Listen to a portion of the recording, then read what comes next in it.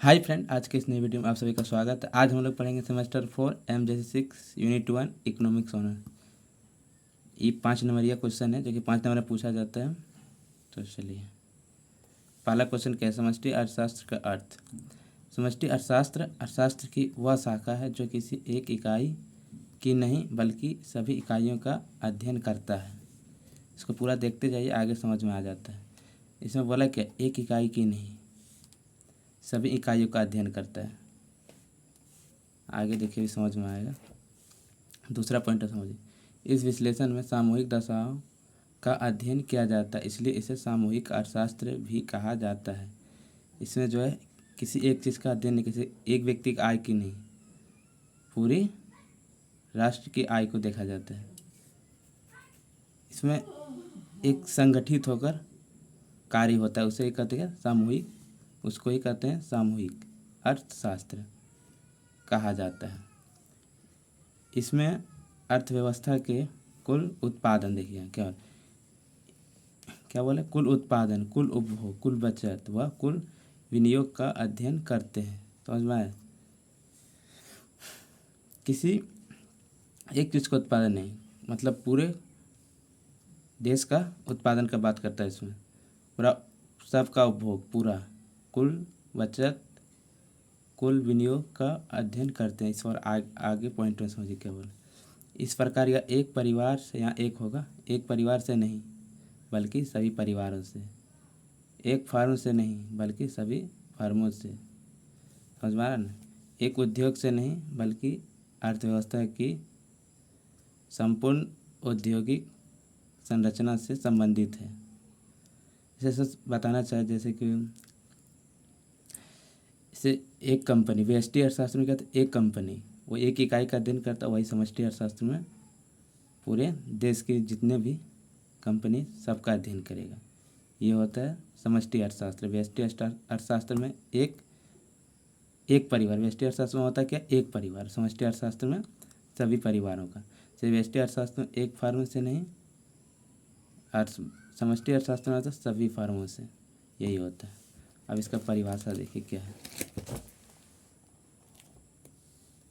समष्टि अर्थशास्त्र की परिभाषा दो प्रोफेसर ने दिया है, उसको देखिए।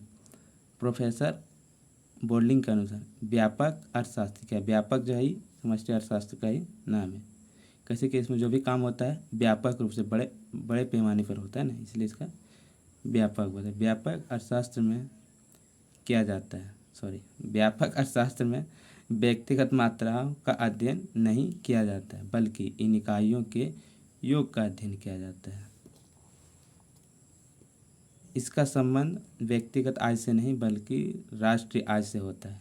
अभी उधर बताए थे ना कि एक व्यक्ति के आय को यहाँ नहीं देखा है, तो समष्टि अर्थशास्त्र में राष्ट्रीय आय से होता है। तो वही आगे देखिए, व्यक्तिगत कीमत से नहीं बल्कि सामान्य कीमत स्तर से होता है। व्यक्तिगत उत्पादन से नहीं बल्कि राष्ट्रीय उत्पादन से होता है। केवल व्यक्तिगत उत्पादन नहीं, किसी एक व्यक्ति का उत्पादन वहाँ नहीं देखा, क्या क्या किया नहीं किया वो दिखाया जाता है व्यष्टि अर्थशास्त्र। और समष्टि अर्थशास्त्र में राष्ट्रीय उत्पादन से होता है। समझे? राष्ट्रीय उत्पादन देखा जाता है समष्टि अर्थशास्त्र।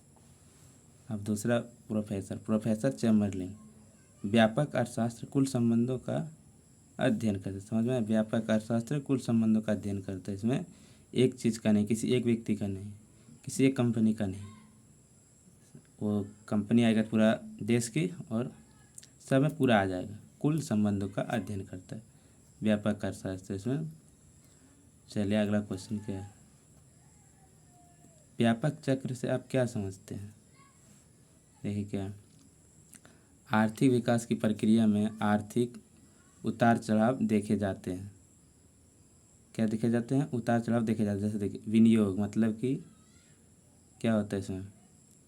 इन्वेस्टमेंट जो करता है। इसके बाद उत्पादन एवं रोजगार, जैसे उत्पादन, विनियोग, उत्पादन क्या है? उत्पादन कभी एक जैसा नहीं होता है, इसमें उतार चढ़ाव होता है। रोजगार भी, इसमें भी एक जैसा सबका रोजगार नहीं है, उसमें भी उतार चढ़ाव होता है। विनियोग, इन्वेस्टमेंट भी एक जैसा नहीं आता है, कम बेसी होते रहता है। तो आप देखिए, जैसे जैसे आर्थिक क्रियाओं में आने वाली उतार चढ़ाव स्वाभाविक है, और ये सभी देशों में पाए जाते हैं। देखिए सभी देशों में पाए जाते, इस तरह का हाल सब देशों में होता है। कभी इनमें गिरावट आती है तथा कभी वृद्धि होती है। यही है व्यापक चक्र।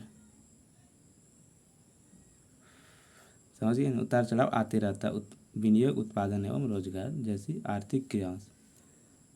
तो चलिए, वीडियो अच्छा लगे तो लाइक कमेंट शेयर कर दीजिए।